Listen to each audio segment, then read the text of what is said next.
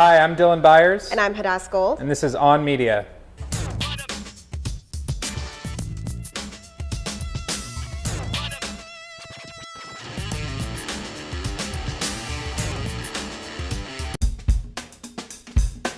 Liz Cheney, and specifically Cheney's relationship with the media, which got off to a rocky start. Tell us about it. Right. The Wyoming newspaper, specifically Landscape, is really unique in that it's incredibly strong. There's 44 papers for less than 600,000 people in the state.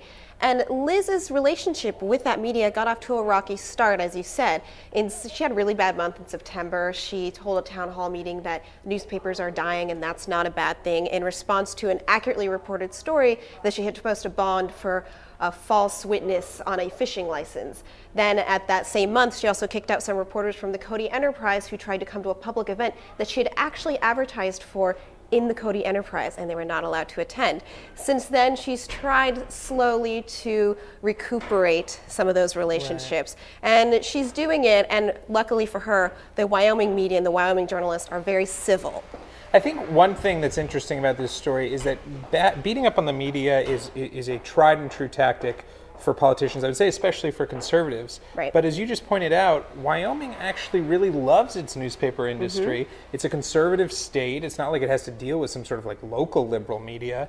And so the fact that she came in here and just started like taking these swipes at newspapers, just kind of everyone, not just the editors, but residents, folks who are familiar with the state's political history, they're just like, whoa, what are you doing? You're already starting on your heels, right? And a lot of people said that this is all part of her carpetbagger status, really. She only moved to Wyoming last year. She did spend time there as a child, but they're saying, she doesn't get Wyoming. And this is where we're seeing a lot of these problems, just because she has inexperience in the state. So some MSNBC personalities are showing less than civil behavior in the last few weeks. Right. If you are trying to move the ball forward as the kind of voice for the progressive outlet, this is probably not the way to do it. We have Martin Bashir basically suggesting that somebody should defecate in Sarah Palin's mouth. We have Alec Baldwin making homophobic threats. We have Chris Matthews making fat jokes about Chris Christie. And then, of course, we have Ed Schultz, who's effectively calling the other side, in this case Glenn Beck, I don't know if I'm allowed to say it, a dumbass. And it just creates this kind of unseemly reputation for MSNBC, which prides itself on being not only progressive, but also well-educated. It kind of has this, like Rachel Maddow, Harvard, Oxford, Alex Wagner, and Chris Hayes, Brown University, this kind of like Ivy League, like smart above it all mentality. And here they are, and it just, as I wrote the other day, just really seems like a sort of like, a frat house on pledge night. Do you think that they would be getting different reactions if these were all conservative pundits who had said these things?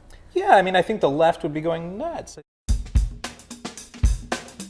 Dylan, breaking news this week that the New York Times is having a big shakeup of its Washington bureau. Right, so a lot of news out there. First and foremost, we have David Leonhardt exiting as bureau chief. We have Carolyn Ryan, the political editor, who was just promoted from the Metro desk, coming into that position. But then we also have two new ventures that they're going to start, which actually it might be the most exciting thing to watch.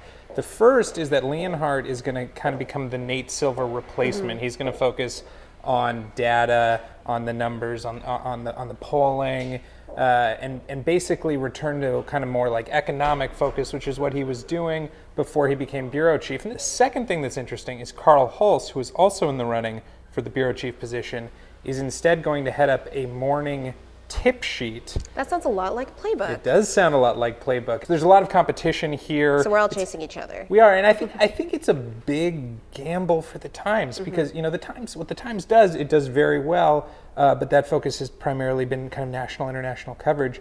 The idea to go like head to head with your former marquee name and head to head with the competition in Washington, it's going to be a big few months.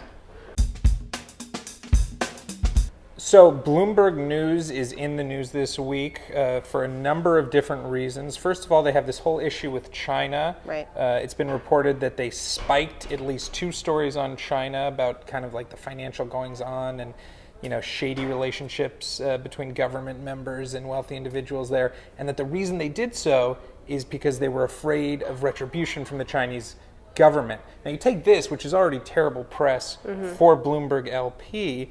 on top of it, they've also made some moves that have resulted in a number of layoffs. Right, about 50 people were laid off from Bloomberg News this week. Many of them were from the arts and sports and book section, but also some bureau chiefs of places like Detroit and Phoenix. And it caused a lot of anxiety in Bloomberg. And Bloomberg says that, or people are saying that they're focusing now more on government and politics reporting. I'm Dylan Byers. And I'm Hadas Gold. And this was On Media. For these and more of our stories, you can check out our blog at politico.com.